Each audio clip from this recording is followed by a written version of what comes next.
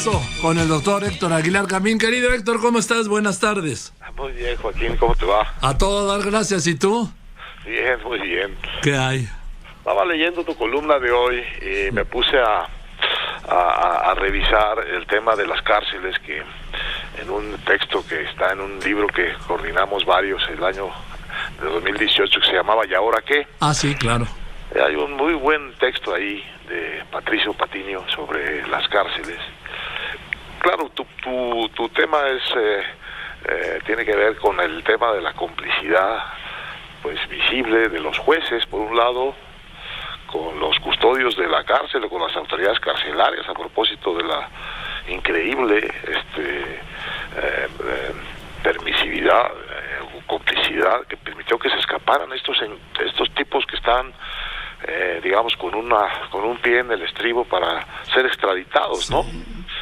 Yo creo que eso va a ser un serio problema político, y ojalá y lo sea, porque aunque las autoridades de la Ciudad de México reaccionaron muy rápido, yo creo que bastante bien, la verdad es que no deja de ser preocupante que persistan esos agujeros después de tantas experiencias en este sentido. La verdad es que me gustaría pensar que esta investigación que han desatado se concluya, Joaquín, de verdad, y que haya un efectivo esclarecimiento de qué pasó, cuáles eran las complicidades. Por ahí apareció ya cuánto dinero les dieron a los distintos custodios, etcétera. Pero hay un problema, yo creo que anterior, ¿no, Joaquín?, que es el control de las cárceles por la autoridad, mejor dicho, ¿sí?, el descontrol de las cárceles por la autoridad, sea por corrupción o sea por una lógica perversa, social, de ese pequeño mundo y criminal, de ese pequeño mundo que es una cárcel, en la que pues parecemos incapaces, ya no digamos de controlar el tema de la seguridad en el territorio nacional, Joaquín, sino en ese pequeño mundo perfectamente acotado que es una cárcel, controlado, con custodios, con paredes. Bueno, ahí no hay manera, y lo que priva ahí no es la autoridad, sino lo que priva ahí es el autogobierno. Así que es, porque además, Héctor, a ver, están los videos tienen que ir a un monitor, a algunos monitores. Los monitores los tenía que estar viendo alguien. Claro. Si no, ¿para qué quieren los videos? Pues claro, pues si el Chapo se fugó de la misma manera, Joaquín, sí, estaban todos monitoreándolo por todos lados, nada más que en ese momento nadie estaba viendo que el tipo se había desaparecido.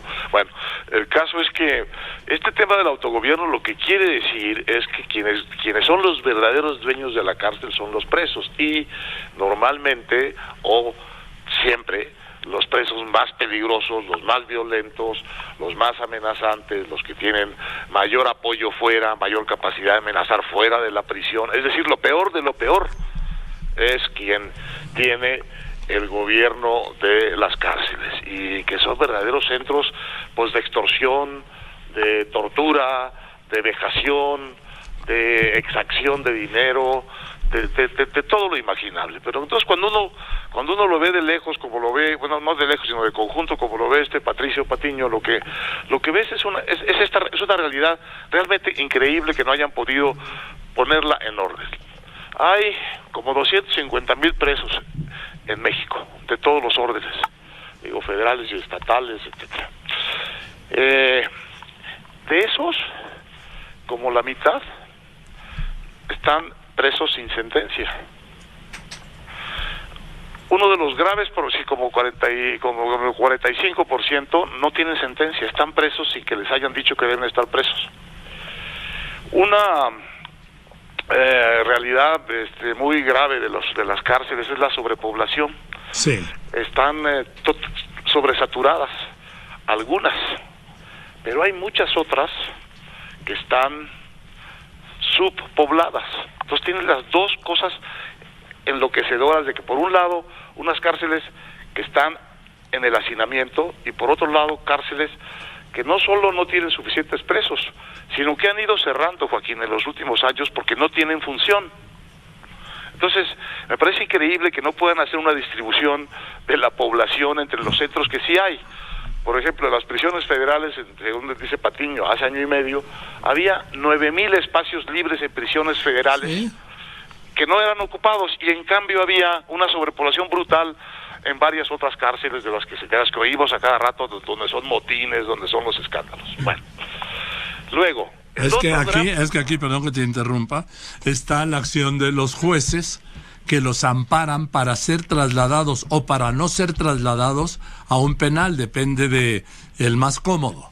Ese es el otro criterio que, por cierto, en esta preocupante serie de propuestas que aparecieron de la reforma judicial, hay una que era muy interesante y que yo creo que es muy positiva, que es el otro gran asunto de las cárceles, Joaquín, es que están mezclados los delincuentes mayores, sí, más bárbaros, con delincuentes normales y con delincuentes, digamos, de delitos muy menores, y muchas veces que son primodelincuentes, como dicen, es que han delinquido por primera vez.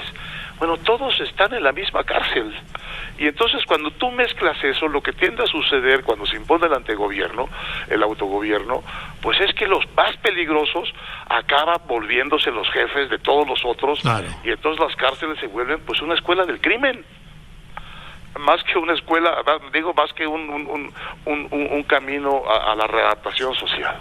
Entonces es increíble que mezclen, que no separen a los delincuentes realmente peligrosos en condiciones de reclusión mucho más exigentes de los delincuentes, vamos a decir, normales, y sobre todo de los delincuentes que delinquen por primera vez y que delinquen con delitos menores.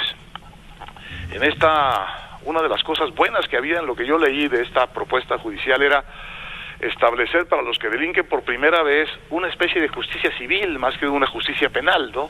En donde se puede reparar el delito, que no es grave, con algún tipo de servicio social a la comunidad, pero separarlos a estos de los delincuentes habituales, digamos, ¿no?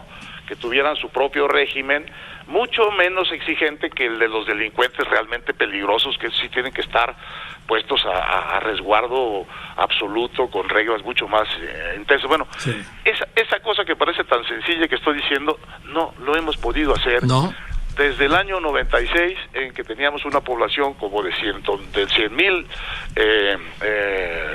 presos, a la fecha en que se ha pues más que duplicado, porque ahorita debemos andar como en 270,000. Repito, de los cuales casi la mitad no han sido sentenciados. ¿Que no habría una manera de acelerar esos procesos y sentenciarlos? Muchos de ellos, Joaquín, ya hasta cumplieron, yo creo, la pena por la que habrían sido condenados por el delito que tienen. Entonces, hay ahí, en realidad, como un descuido, una falta de interés, de atención, de cuidado de la autoridad, y desde luego yo creo que una falta de aplicación cabal a deshacer un evidente sistema de corrupción que yo creo que se repite más o menos parecido en todas las cárceles, ¿no? Así es, Héctor, ese es el panorama de las cárceles. Yo te mando un abrazo. Nos vemos el viernes. Saludos en casa. De acuerdo, Joaquín. Un gran abrazo. Que la pases. Tú sí tienes fin de semana largo, ¿no? Largo. Bueno, pues gózalo. Yo no. Abrazo. Que estés muy bien, el doctor Héctor Aguilar Camín.